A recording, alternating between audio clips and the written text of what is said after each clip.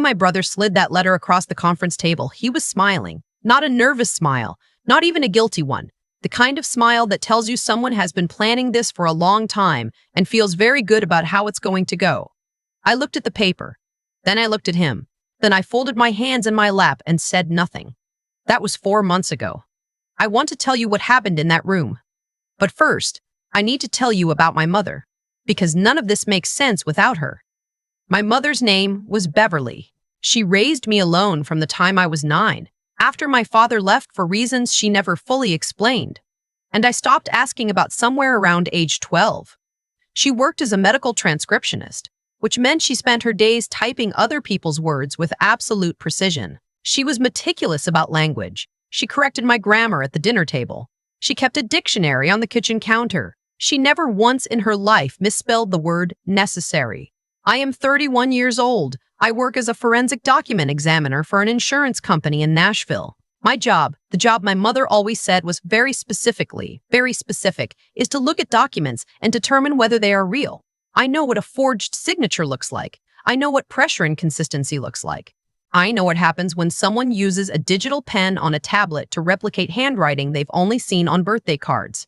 I know all of this because I have spent 6 years learning it, and I am good at my job. And my mother was so proud of me that she kept a framed copy of my certification on the wall next to the kitchen, right above the dictionary. My half-brother's name is Cormac. He is 43. We share a father, the one who left, and have never been particularly close, though for most of my life we were at least polite. He has a wife named Shelley, who I've met at perhaps 6 family events, and who has always looked at me the way people look at something they're trying to decide whether to buy or leave on the shelf. When my mother was diagnosed with pancreatic cancer 14 months ago, Cormac appeared. That's the only way I can describe it. He appeared. He started calling. He started visiting. He brought casseroles and offered to drive her to appointments. My mother, who was cautious about most things, and cautious about him specifically, told me privately that she thought it was sweet, that maybe their father's absence had made them both a little lonely and this was him trying to fix that. I wanted to believe her. I tried to believe her. She died on a Tuesday in March. She was 64 years old. She left behind a house in Murfreesboro worth approximately $380,000, a retirement account, a savings account, and a handwritten will she had drawn up with an attorney named Mr. Abbott 6 years earlier. The will left everything to me, with a small bequest to her sister. 3 weeks after the funeral, I received a letter from a law firm I had never heard of, Prescott and Dahl, informing me that a more recent will had been located and that I needed to attend a meeting regarding the disposition of my mother's estate. I went to that meeting alone. Cormac was there with Shelley and a man named Holt, who turned out to be their attorney. There was a notary. There was a woman from the law firm who kept looking at her phone. And there was a letter. It was dated 8 months before my mother died. It stated, in plain language, that my mother had grown distant from me in her final year, that she felt I had abandoned her during her illness and visited infrequently, that I had spoken to her in ways that were hurtful and dismissive, and that she wished to revise her estate planning to reflect the relationship as it actually existed, rather than as she had once hoped it would be. The revised will left the house to Cormac.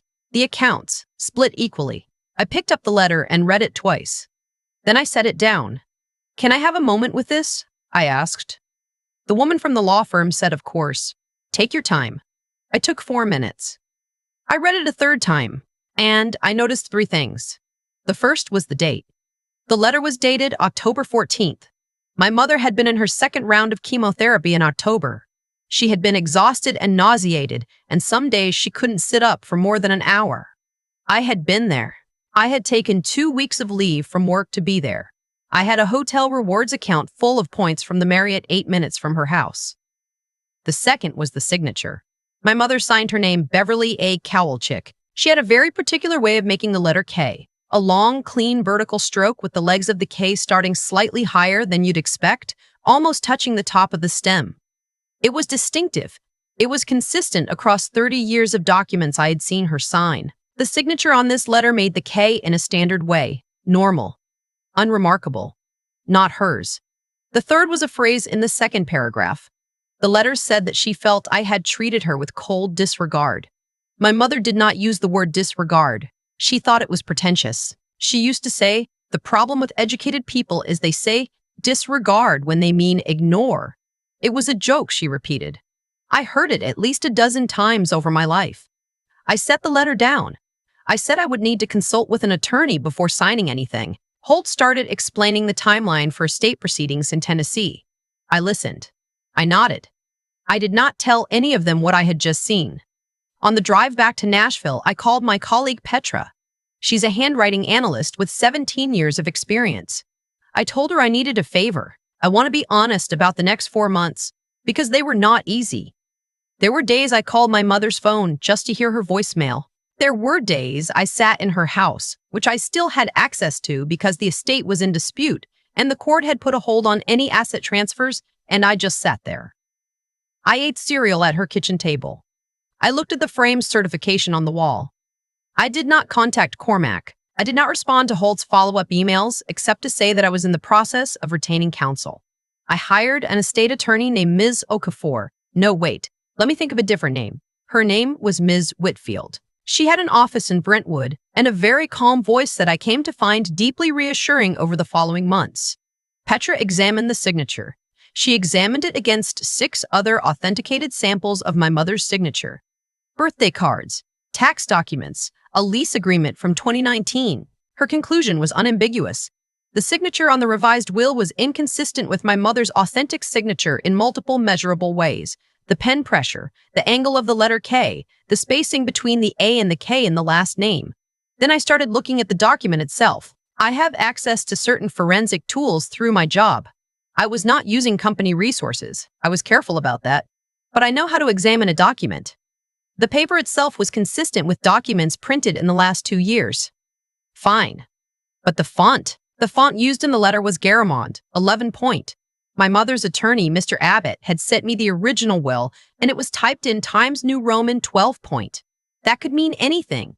But then I looked at the metadata. The letter had been submitted to Prescott and Dahl as a PDF. That PDF had been generated from a Word document, and that Word document, per the metadata embedded in the PDF, had been created on a computer on November 2nd. The letter was dated October 14th. The document that supposedly expressed my mother's wishes in October had been created on a computer 3 weeks later. I did not contact Cormac. I did not contact Holt. I took everything I had. Petra's analysis, the metadata report, my hotel records from October, my work leave documentation, the phone records showing 17 calls to my mother in the month the letter was supposedly written, and I gave it to Ms. Whitfield. She was quiet for a long moment after I walked her through it. Then she said, "Lee, we're going to file a challenge." The hearing was held on a Wednesday. Courtroom 4B in the Rutherford County Courthouse. I wore a navy blazer, and I got there 20 minutes early and sat very still in the gallery while Ms. Whitfield arranged her files. Cormac came in with Shelley and Holt. He looked confident. He nodded at me across the room. That same smile. The judge's name was Judge Harrington. He was a heavy-set man in his late 50s who looked like he had seen every variety of family dispute a county courthouse could produce. He called the session to order and asked both parties to summarize their positions. Holt went first. He was polished. He presented the revised will as a straightforward expression of a dying woman's changed wishes. He said that relationships between parents and adult children are complicated, that it was not uncommon for an ill parent to feel neglected, that my mother had every right to revise her estate documents, and that the presence of a prior will did not invalidate a later, clearly stated preference. He was good. If I hadn't known what I knew, I might have found it persuasive. Then Ms. Whitfield presented our challenge. She started with the metadata. She put it on a screen. The file properties, the creation date, November 2nd, the last modified date, November 3rd, the author field, which read simply, user. And she walked Judge Harrington through exactly what it meant, that the document submitted as evidence of my mother's October wishes had been created after my mother had expressed those supposed wishes. Holt objected. He said metadata could be manipulated. Ms. Seymourda Whitfield acknowledged that, and then presented the certificate of analysis from a third-party digital forensics firm confirming the metadata was intact and unaltered. Then she presented Petra's handwriting analysis. Then she presented my hotel records from October. 14 nights at the Marriott in Murfreesboro. My leave paperwork from my employer. The call logs. Then she said, "Your Honor, we'd like to submit one additional piece of evidence." She handed the judge a printout. "This is a receipt," she said, "from an online software vendor. It shows the purchase of a document creation and PDF conversion tool on October 28th. The account used to purchase this tool was registered to a Shelley Greer. That is the spouse of the claimant. The room got very quiet. I watched Holt. He had very good posture, and then, for just a moment, he didn't. Judge Harrington put down his pen. He took off his glasses and looked at the document for a long moment without them. Then he looked at Cormac. He said, "Mr. Greer, I want to give you an opportunity to speak to what I'm looking at before I say anything further." Cormac looked at Holt. Holt looked at his notes. "Your Honor," Holt said, "my client. I'm speaking to your client," Judge Harrington said. Pleasantly, but clearly. Cormac cleared his throat. He said that Shelley purchased a lot of software for their home office, that it wasn't necessarily related, that the coincidence of the timing was just that, a coincidence. Judge Harrington put his glasses back on. "Counsel," he said to Holt, "I'm going to need a continuance to examine the digital evidence more thoroughly. But I want to say plainly, for the record, that what has been presented here today raises serious concerns that go beyond a civil estate dispute. I'll be referring this matter to the district attorney's office for review." Shelley made a sound. I don't know how to describe it. Something between a gasp and a word that didn't finish forming. Cormac put his hand on the table. He was staring at the surface. I looked at my own hands. I had them folded in my lap, same as that first day in the conference room. I kept them there. I won't tell you the legal process was fast, because it wasn't. The estate challenge was resolved 4 months after that hearing. Judge Harrington ruled in my favor. The revised will was found to be fraudulent. My mother's original will, the one Mr. Abbott had drawn up 6 years ago, the one that reflected what she actually wanted, was reinstated. The district attorney opened an investigation. I was told I would likely be contacted as a witness. I was. The notary who had supposedly witnessed my mother sign the revised will could not, under questioning, describe my mother in any accurate physical detail. She described a woman who was approximately 5'6". My mother was 5'1". The attorney at Prescott and Dahl who had accepted the document, a man named Gerard Finch, is currently facing a disciplinary review by the Tennessee Board of Professional Responsibility. I don't know how that will resolve. I hope not quietly. Holt withdrew from the case shortly after the hearing. Cormac and Shelley hired a new attorney. I was told that new attorney advised them, strongly, not to contest the ruling. They didn't. I have not spoken to Cormac since the day in that conference room when he slid the letter across the table and smiled. I don't know if I will. There's a version of me that thought I'd feel triumphant when it was over, or at least relieved, and I do feel relieved. But it's not clean. He is my brother, in a technical sense. He knew my mother. He was there when she was dying, bringing casseroles and sitting in the chair next to her bed, and I used to think that meant something even if his motives weren't pure. Now I don't know what to do with that. What I keep coming back to is the signature. He didn't know I would recognize it. He had no reason to know I spent my days looking at questioned documents and comparing letter forms. He knew I worked at an insurance company. He thought that was close enough to boring to be harmless.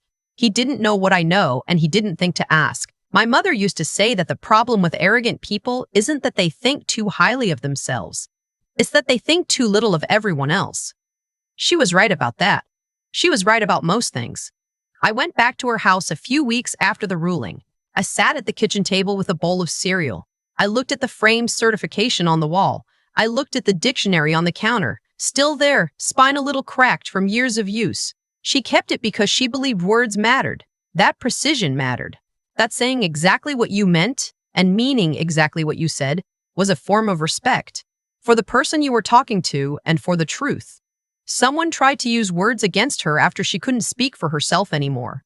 They put sentences in her mouth that she would never have said. They put a signature on a letter that her hand never touched.